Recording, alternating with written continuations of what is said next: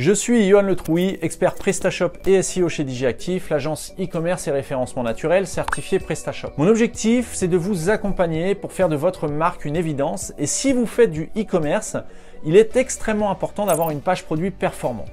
Mais encore faut-il savoir comment faire. Et c'est ce qu'on va voir justement dans cette vidéo. Une page produit efficace, c'est une page de présentation de votre produit qui va séduire vos utilisateurs de façon à ce qu'ils aient envie d'acheter sur votre site et pas sur celui de vos concurrents. La concurrence est tellement importante aujourd'hui sur Internet. Ajoutez à ça une audience extrêmement volatile, il est facile pour un internaute de comparer le produit sur plusieurs sites avant d'acheter et ça se fait aujourd'hui grâce à Internet en quelques clics. La volatilité extrême rend également la mémorisation de votre marque très difficile pour les internautes.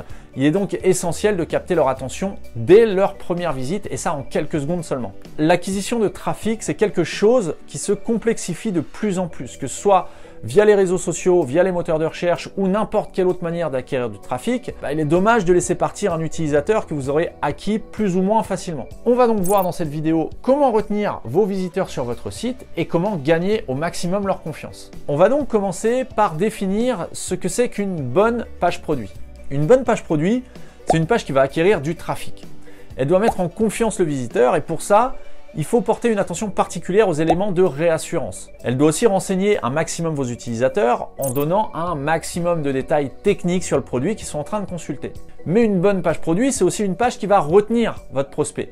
Plus vous allez apporter de richesse dans le contenu et plus votre visiteur sera incité à rester sur votre page pour la lire et pour prendre connaissance de tous les détails que vous lui apporterez au sujet du produit par lequel il est intéressé a priori. Une bonne page produit, c'est aussi une page qui doit inciter à l'achat.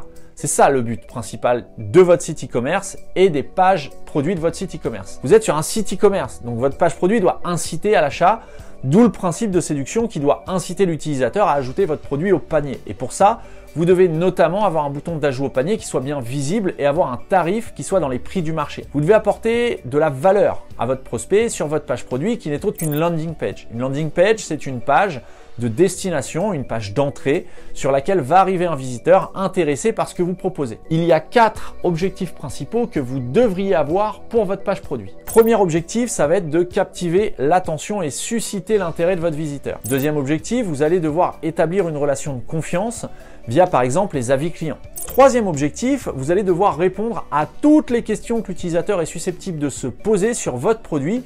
C'est là que vous allez lever toutes les objections, que ce soit au sujet de l'utilisation du produit, mais aussi au sujet de votre politique de remboursement, votre politique de livraison, votre politique de retour, etc., etc. Quatrième objectif, vous allez devoir déclencher un processus psychologique qui va convaincre l'utilisateur d'ajouter le produit à son panier. Et pour pouvoir atteindre ces 4 objectifs, il va falloir respecter une certaine hiérarchie. Il va falloir mettre en avant certains éléments sur cette page produit et c'est ce qu'on va voir maintenant. Aujourd'hui, la hiérarchie d'une page produit est relativement standard. Sur tous les sites e-commerce, les pages produits sont plus ou moins construites de la même façon. Les éléments sont placés plus ou moins aux mêmes endroits d'un site à l'autre. Par exemple, vous allez toujours retrouver une ou plusieurs photos, puis en haut, en gros, vous allez avoir le nom du produit, une rapide description, des déclinaisons de couleurs, de taille, etc., etc. Puis un peu plus bas, vous allez avoir une description plus complète avec des détails techniques, des avis clients et quelques éléments de réassurance. On va donc pas chercher à réinventer la roue et à créer un nouveau standard. On va se contenter de suivre ce standard à la perfection. Ça veut dire qu'il va falloir offrir une expérience qui soit la plus optimale possible à vos visiteurs. La question, c'est donc de savoir comment on va créer un modèle de page produit avec les éléments indispensables qu'on vient juste de voir. Il y a 6 éléments à faire figurer obligatoirement. Le premier élément, ça va être les photos du produit. Sur Internet, contrairement à une boutique physique, vous ne pouvez pas toucher le produit, vous ne pouvez pas le palper, donc il va falloir le présenter visuellement. Et plus vous aurez de visuels séduisants, plus votre prospect aura envie de toucher et d'acquérir le produit. Donc il va falloir lui proposer plusieurs photos qui mettent en valeur votre produit. Mais attention, ne mettez surtout pas les photos de votre fournisseur qui sont affichées chez tous vos concurrents. Le visuel est très important sur un site e-commerce. Mettez des photos de votre produit vues sous plusieurs angles, par exemple. Faites des gros plans sur les détails techniques. Si vous vendez du textile, des shorts, des maillots de bain, des pulls, par exemple, il est intéressant de zoomer sur les coutures ou sur les tissus. Très important également, pensez à mettre des visuels de mise en situation de votre produit. Encore mieux, proposez une vidéo de présentation de type unboxing. Un autre exemple, si vous vendez des chaussures de course à pied, mettez des photos du dessus, du dessous, des côtés, de la semelle intérieure, de la semelle extérieure, etc., etc. et mettez éventuellement une rapide vidéo ou quelques photos d'une personne qui court avec la paire de chaussures au pied. Le deuxième élément, c'est que toutes les informations commerciales de votre produit doivent apparaître au-dessus de la ligne de flottaison. Alors la ligne de flottaison, c'est la limite basse de votre écran, ou plutôt de votre navigateur lorsque vous arrivez sur un site internet. Et donc quand on arrive sur la page de votre produit, on doit pouvoir avoir accès aux informations commerciales immédiatement sans avoir à scroller avec la souris plus bas sur votre page. Parmi les éléments qu'on doit voir aussitôt en arrivant sur la page, il y a évidemment les photos, le nom du produit, le prix hors taxe et ou TTC, en fonction de si vous vendez plutôt à des particuliers ou à des professionnels, et indiquer clairement d'ailleurs si le prix affiché est en TTC ou en hors taxe. Affichez aussi les déclinaisons s'il y en a,